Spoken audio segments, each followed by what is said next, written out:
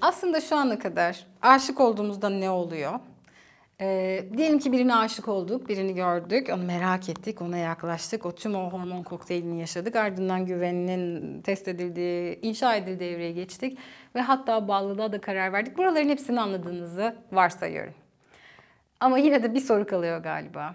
Peki, bu ömür boyu sürebilecek olan aşkı nasıl bulabilirim?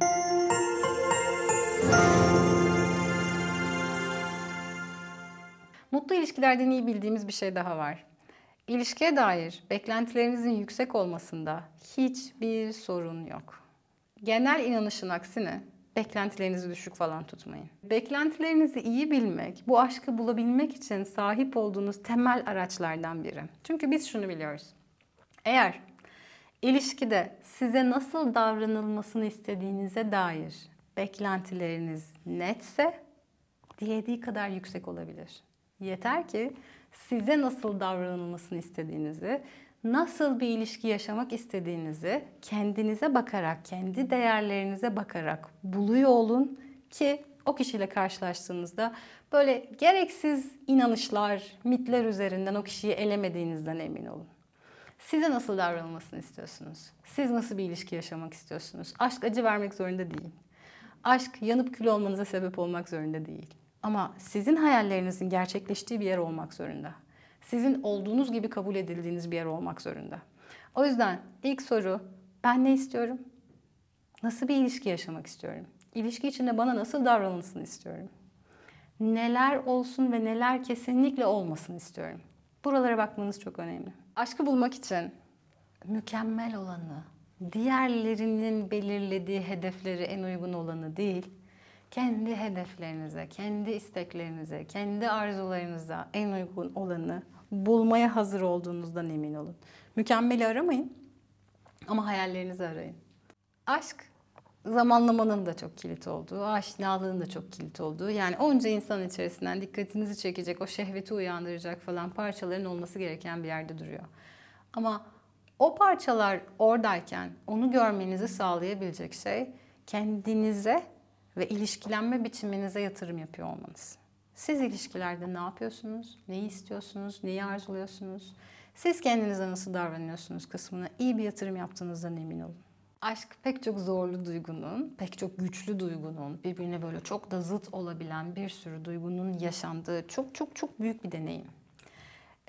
Ve aşkta yaşanan her duygu makbul, her duygu kabul ve her duygu anlaşılır, normal.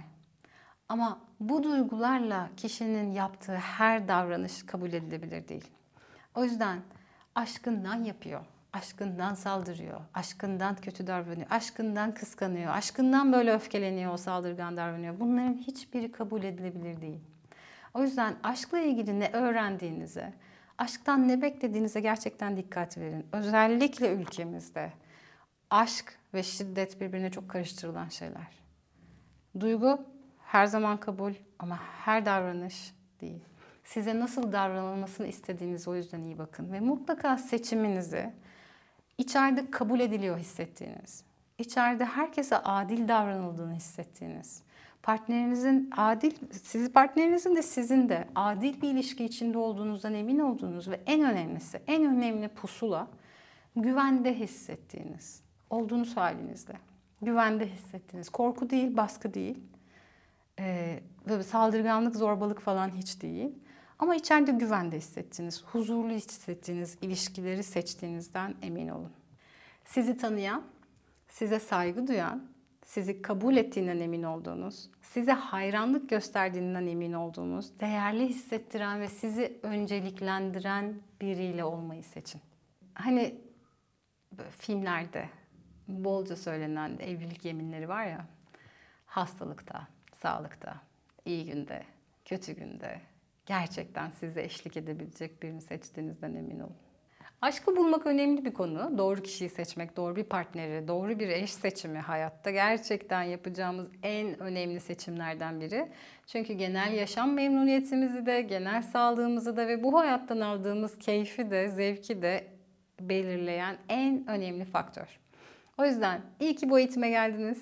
İyi ki bunları dinlemek için bu zamanı ve bu emeği ayırıyorsunuz. İyi ki ilişkilerinizi güçlendirmeye, güçlü ilişkiler yaşamaya bu vakti ayırıyorsunuz. Son olarak çok sevdiğim bir meslektaşımın güzel bir sözünü sizlerle paylaşmak istiyorum.